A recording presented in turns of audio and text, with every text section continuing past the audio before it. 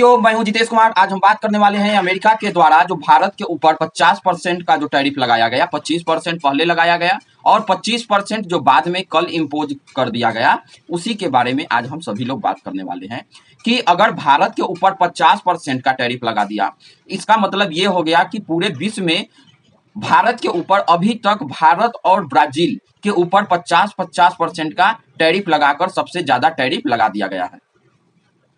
अब इससे जो नुकसान होने वाला है, नुकसान यह होगा कि ये बात सच है कि भारत को इस टैरिफ को हमको बहुत ज्यादा नुकसान तो झेलना पड़ेगा ही, लेकिन इससे कहीं ज्यादा नुकसान अमेरिका को खुद को भी हो सकता है जब उसका हालात अपने यहाँ पे कहीं ना कहीं जो स्थिति बना हुआ है उस स्थिति के अंदर खुद उसके घर के अंदर इतना ज्यादा सिचुएशन खराब हो जाएगा, इतना ज्यादा वहां पे जो अभी का सिचुएशन बना हुआ है, जितना इकोनॉमिकली है वह अचानक क्या हो जाएगा, ज्यादा फैल जाएगा, जिससे खुद अमेरिका के लोगों को ही ज्यादा से ज्यादा नुकसान झेलना पड़ सकता है। अब जरा हम बात कर सकते हैं कि आज वही बात जो अमेरिका अपने को दोस्त दोस्त बोलता था, तो आज उसका सबसे बड़ा जो एनिमी अभी तक दिखाई पड़ रहा है भारत दिखाई पड़ रहा है, कि क्योंकि भारत पे सबसे ज्यादा टैरिफ लगाया गया है।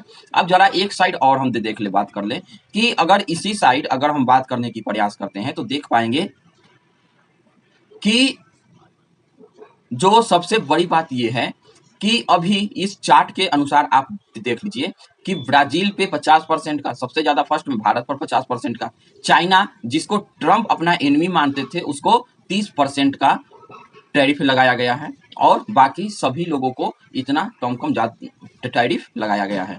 अब इस टैरिफ के अनुसार नुकसान क्या होने वाला है, अब इस टैरिफ से नुकसान होगा और बहुत ही चालाकी के साथ ये सारे जो अभी तक टैरिफ लगाया गया है उन टैरिफ के अंदर मुख्य रूप से भारत को ही निशाना बनाया गया है। इस जो टैरिफ है उसमें साफ साफ दिखाई भी पड़ रहा है। अब साफ साफ दिखाई पड़ रहा है, इसका मतलब ये हो गया कि अभी देखिए जो उस बात को लेकर टैरिफ लगाया गया, टैरिफ मुख्य रूप से यही बात बोली जा रही है कि क्योंकि हम जो पेट्रोलियम क्रूड ऑयल जो रसिया से लेते हैं इसीलिए हमारे ऊपर टैरिफ लगाया जा रहा है। लेकिन आप इस चार्ट के अनुसार, आज हम पूरा डिटेल इसीलिए लेकर आए हैं, आप इस चार्ट के अनुसार देखिए कि इस चार्ट में क्या बताया जा रहा है। इस चार्ट में यह साफ साफ स्पष्ट बताई जा रही है कि जरा देखिए ऊपर से, यहाँ पर सबसे ज्यादा जो ले रहा है 2022 में जब युद्ध स्टार्ट होती है वहां पर यू सबसे ज्यादा तेल ले रहा है, लगभग 50% तेल। उसी टाइम में भारत को देखिए बहुत ही कम मात्रा में तेल ले रहा है। उसके बाद वही तेल लेना फिर 2023 में भी स्टार्ट रखते हैं उतना ही तेल लेना, जबकि भारत उतना ही ले रहा था। उसके बाद क्या होता है कि उससे नीचे जब चलते हैं तो जब 2024 आता है फिर भी ईयू रसिया से तेल लेना स्टार्ट रखते हैं, लेकिन वहां पे बिल्कुल कुछ नहीं बोल पाते हैं। अब यहाँ पर भारत ज्यादा तेल ले रहा है। अब क्योंकि तेल ज्यादा तो भारत ले रहा है, लेकिन तेल भारत ज्यादा क्यों ले रहा है, क्योंकि भारत जहां से पहले तेल लिया करता था, जैसे मान के चलिए कि मिडिल ईस्ट से तेल लिया करता था, तो अब तो आप शिफ्ट हो गए। जैसे ही रसिया से आपने तेल लेना बंद किया तो आप भी जाकर मिडिल ईस्ट से तेल लेने लगे। तो जब मिडिल ईस्ट से आप भी तेल लेने लगे तो जो भारत का जो हम लोग जिससे तेल ले रहे थे, कंज्यूमर था, वहां पर अचानक भीड़ बहुत ज्यादा आ गया, तो वह ज्यादा से ज्यादा जो तेल है वह अमेरिका की और यूरोपियन यूनियन के साइड भेजने लगा। तो हम लोगों को तेल मिल नहीं पा रहा था। तो हम अपने देश की हितों को पूरा करने के लिए अगर किसी देश से तेल लेने लगे और वे भी डिस्काउंटेड प्राइस पे हमको तेल मिलने लगे तो इससे तो कोई समस्या नहीं होगी। जबकि जो पिछले साल था, खुद जो बाइडेन की सरकार थी, तो उन्होंने भारत को अप्रोप्रिएट किया था कि जी हाँ आप बिल्कुल ले लीजिए तेल, क्योंकि अगर भारत तेल ले रहा था तो भारत सिर्फ अपना हित नहीं देख रहा था, भारत तो पूरे विश्व का हित देख रहा था। इसीलिए अभी भी आप देख रहे होंगे कि पूरे विश्व में भारत जो क्रूड ऑयल है या जो उससे जो रिफाइन होया हुआ तेल है वह कहीं ना कहीं आज भी पूरे विश्व में सस्ता है।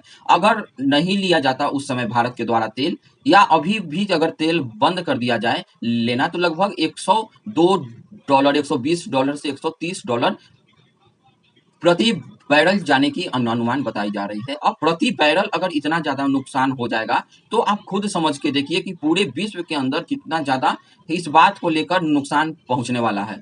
अब ये सारी नुकसान को देखते हुए और क्या किया जा सकता है? तो इन सारी सिचुएशन को देखते हुए अभी भारत ने यह बात का फैसला लिया है। और देखिए अमेरिका का मुख्य रूप से क्या बोलना है? अमेरिका बोल रहा है कि तेल ले रहे हैं और बेचकर उससे भारी मुनाफा कमा रहे हैं। अरे भाई, तो मुनाफा कमा रहे के लिए ही तो अमेरिका सारे देश पे सैंक्शन लगा रहा है। जब America make again great again अगर अमेरिका बनाने की तैयारी कर रहा है, अगर भारत भी उसी काम को कर रहा है, तो किसी को क्या नुकसान हो सकता है? लेकिन नहीं, यहाँ समस्या तो सिर्फ भारत को ही है। और भारत के अंदर भी कुछ बैठे हुए ऐसे झिंगुर हैं, ऐसे गधे टाइप के लोग हैं कि जिस टाइम भारत का नुकसान होने की बात हो रही हो, उस टाइम उन लोग का खुश होते हैं। और जिस टाइम भारत के अंदर कुछ अच्छा होने लगता है, तो उन लोगों का मातम स्टार्ट हो जाता है। अब अभी तो कुछ कुछ ऐसे ट्वीट्स वायरल हो रहे हैं कि इतना शर्म आता है कि ये सब भारतीय हो कैसे सकते हैं। उन लोगों को बहुत ज्यादा खुशी हो रही है इस बात पे। लेकिन भारत को नुकसान तो होगा, मान के चलिए कि अनुमान के मुताबिक बताया जा रहा है कि जी हाँ, लेकिन उसमें से भी देख लीजिए जो मेन माल अमेरिका को जाता है, उसमें से जो जो चीजें भारत से वहां पर जरूरी चीज है जाने के लिए, वह चीज में तो हमको क्या मिल जा रहा है? हमको साफ साफ ये चीज मिल जा रहा है कि हमें उस डील के अनुसार छोड़ दिया जा रहा है कि हाँ, भारत ले सकता है। जैसे कि भारत से जो दवा है वह जो अमेरिका में जाता है, तो उसमें आप देख सकते हैं कि 0% का टैरिफ लगा हुआ है।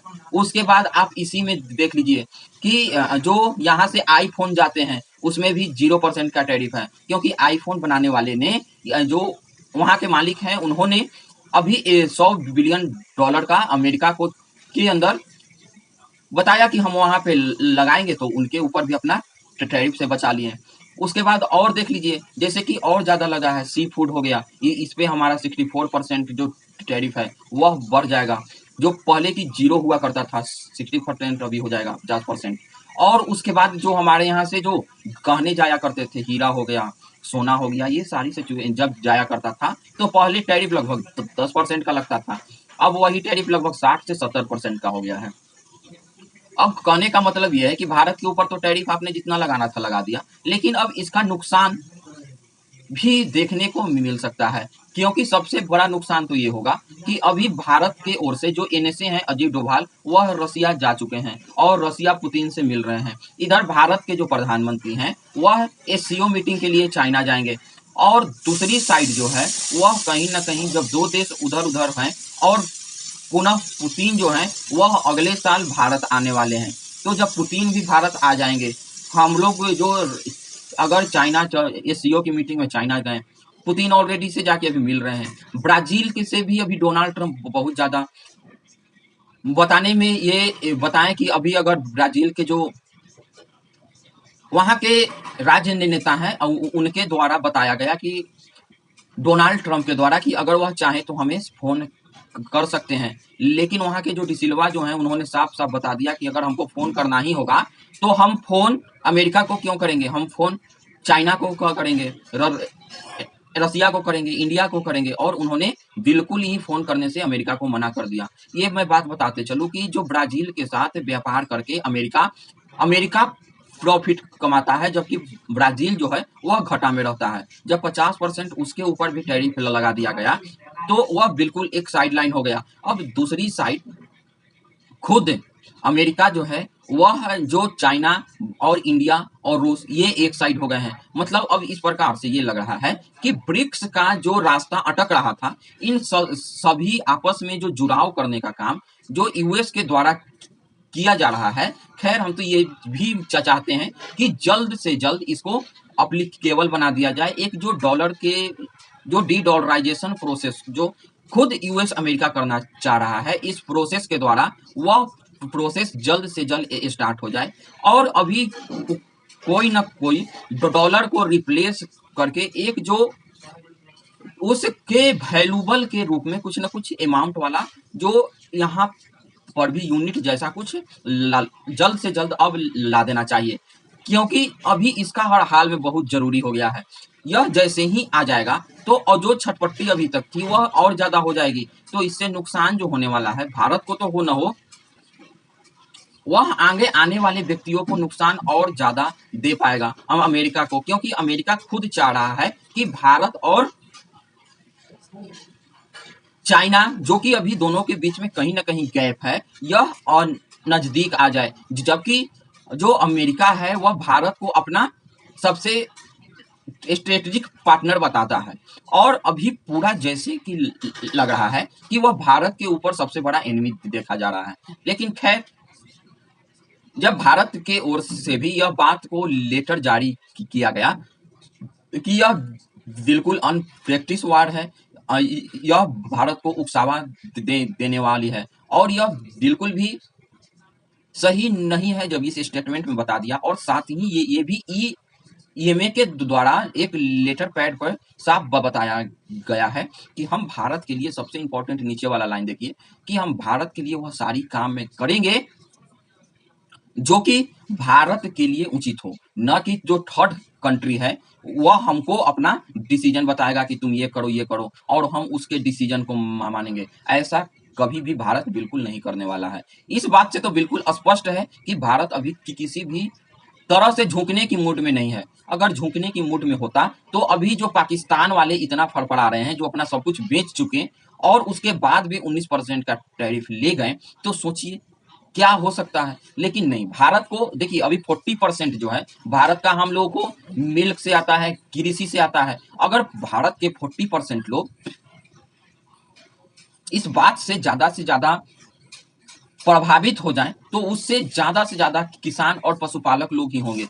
क्योंकि अमेरिका का मेन लड़ाई क्या है? अमेरिका का मेन लड़ाई तेल है ही नहीं। तेल, उससे क्या होगा? यूक्रेन के अंदर, यूक्रेन और रूस के अंदर जो युद्ध हो रहा है, उससे अमेरिका को तो सिर्फ उसका प्रॉफिट मिलने की बात हुई है। जो अर्थ मिनरल है वही है। मुख्य रूप से वह भारत के अंदर अपना जीआई क्रॉप हो गया, मांसाहारी दूध हो गया, वह लेकर आना चाहता है, क्योंकि भारत 140 करोड़ लोगों का देश है। अगर उसका डेयरी प्रोडक्ट, जो नॉनवेज, जो मिल्क है, अब अगर वह आने लगा भारत के अंदर, तो उसका जितना समस्या है वह सारा का सारा समस्या सॉल्यूशन हो जाएगा। लेकिन भारत अपने देश के किसानों के हितों के रक्षा के लिए अमेरिका से लड़ रहा है, और अभी तो सबसे ज्यादा उन किसानों को बाहर आना चाहिए जो किसान 6 महीना जो धरना देकर बैठे हुए थे, अभी तो खुद वही उनके ही भलाई के लिए लड़ रहे हैं। क्योंकि जिनको पैसा देकर सामान लेना है उनके लिए तो कोई समस्या नहीं है, उनके लिए तो उसी रेट में मिल जाएगा। लेकिन उन किसानों को जो हड़ताल किए हुए थे, धरना किए हुए थे, अभी तो उनको सबसे ज्यादा जाकर मोदी को कहीं ना कहीं धन्यवाद बोलना चाहिए कि आप ही हैं जो हमारे लिए लड़ रहे हैं। नहीं तो कोई और पार्टी होती तो कब का जाके बीत चुकी होती। बगैर बड़े बड़े इकोनॉमिस्ट होते तो बहुत पहले ही अपना इकोनॉमिस्ट बता के सारे वो फैसले को मान लिए होते। तो इस प्रकार की अभी जितने भी सिचुएशन है, और अब ये सारी स्थिति को हम अगर कन्फर्म करें और स्पष्ट करने की तरीका पे निकले, तो हम क्या देख पाएंगे? हम देख रहे हैं कि अमेरिका के अंदर भी अब जल्दी इन्फ्लेशन आने की तत्काल है, जो कि आप अगर बिल्कुल समझ रहे हैं तो आप हमें कमेंट के माध्यम से जरूर अपना बताएं, और जब आगे आएंगे, आगे और क्या इंफॉर्मेशन आता है उसके बारे में हम जो जरूर लेकर आएंगे। लेकिन अभी भारत को किस स्टैंड लेना चाहिए और जो स्टैंड ले रहे हैं वह सही है कि नहीं, मैं एक ओपिनियन जनता के रूप में आपसे जानना चाहता हूं। आपसे हम अगले वीडियो में मिलते हैं। जब तक जय हिंद, जय भारत।